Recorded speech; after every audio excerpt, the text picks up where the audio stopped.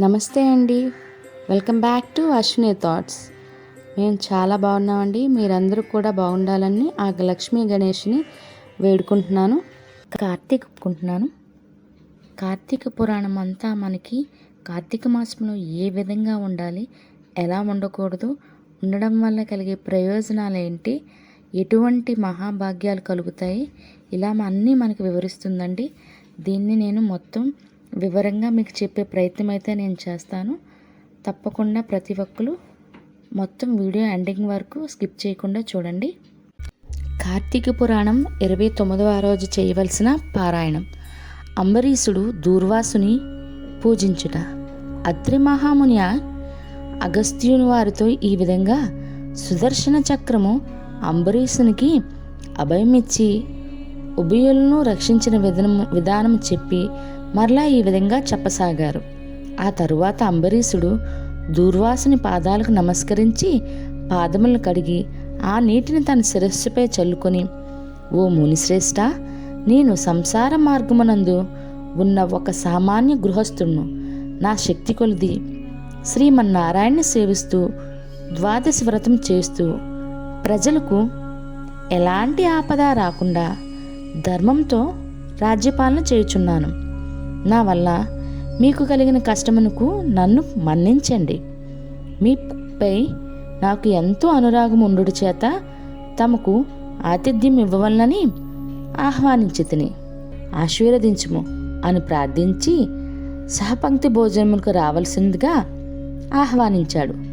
దూర్వాసుడు ఆనందంతో అంబరీషుని ఆశీర్వదించి, రాజా, ఎవ్వరూ ఎదుటివారి బాధలను తొలగించి ప్రాణములు కాపాడుదురో, ఎవరు శత్రువులకైనా శక్తి కొలది ఉపకారం చేదురో అట్టివారు తండ్రితో సమానమని ధర్మశాస్త్రములు చెప్పుచున్నవి.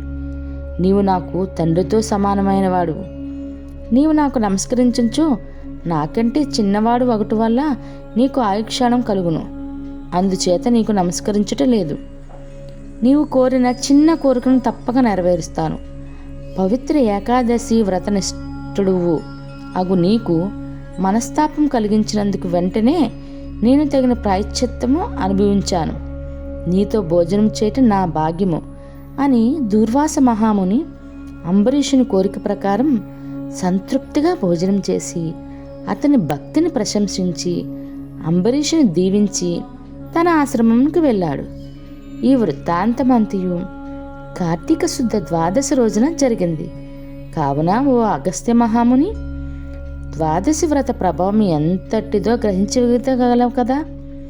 ఈ రోజున శ్రీ మహావిష్ణువు క్షీరసాగరమునందు శేషశయ్యపై నుండి లేచి ప్రశాంతంగా ఉండును.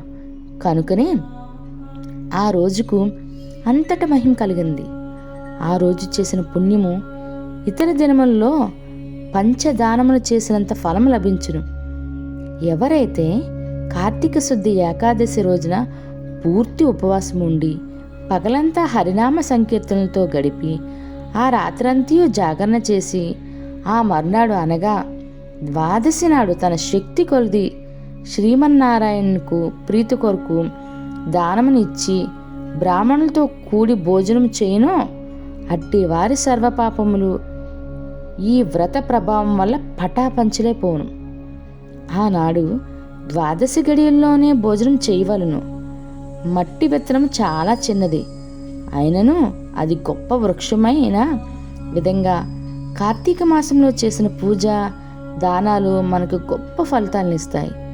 ఈ కార్తీక మాస వ్రతము చేసి దేవతలే కాక సమస్త మానవకోటి తరించినది. ఈ కథను చదివిన వారికి విన్నవారికి తమ పాపాలు నశించి సకల ఐశ్వర్యములు సిద్ధించును. పూజించాలి. పగలు ఉపవాసం చేయాలి. పుల్లని వస్తువులు తినకూడదు. ఈరోజు దక్షిణ తాంబూలాలతో శక్తి కొలది బంగారము మరియు శివలింగము విభూది పండును దానంగా ఇవ్వాలి. ఇవి మన శక్తి కొలది ఏవి ఉన్నా పర్వాలేదు, లేదా అన్నీ అయినా పర్వాలేదు, అందులో ఏదో ఒకటి ఉన్నా పర్వాలేదండి. ఇలా చేయటం వల్ల ఐశ్వర్య ప్రాప్తి, ధన ప్రాప్తి అనేది సిద్ధిస్తుంది. చూశారు కదండి 29వ రోజు చేయవలసిన విధులు. చూశారు కదండి వీడియో. ఇదే కాకుండా కార్తీక పురాణం మిగిలిన అధ్యాయాలు కూడా మీకు ఎండ్ కార్డ్స్లోను ప్లేలిస్ట్ రూపంలోనూ పెడతానండి. లేదంటే నా ఛానల్లోకి వెళ్ళైనా మీరు చూడవచ్చు. కార్తీక పురాణం మరియు కార్తీక సోమవారం ఇంకా ఏ ప్రత్యేక పండగలైనా ఆ తిథులు సమయాలు ఇలాంటివన్నీ కూడా ఉంటాయి. మీకు ఈ వీడియో నచ్చినట్లయితే కార్తీక పురాణం వీడియోని ప్రమోట్ చేయడం అనేది లేదా కార్తీక మాసం చేయని వారికి ఈ వీడియోని చూపించడం అనేది మనం చేసుకున్న సేవ అండి ఆ మహేశ్వరునికి మహాశివునికి. కాబట్టి మీకు ఈ వీడియో నచ్చినట్లయితే ఎవరికి ఈ వీడియో అవసరం ఉంటుందో వారికి ఈ వీడియోని ప్రమోట్ చేయండి. మీకు ఈ వీడియో నచ్చినట్లయితే please like, share, subscribe, bell button touch చేసినట్లయితే ప్రతి నాకు వీడియో మీకు నోటిఫికేషన్ కింద వస్తుంది. Thank you for watching.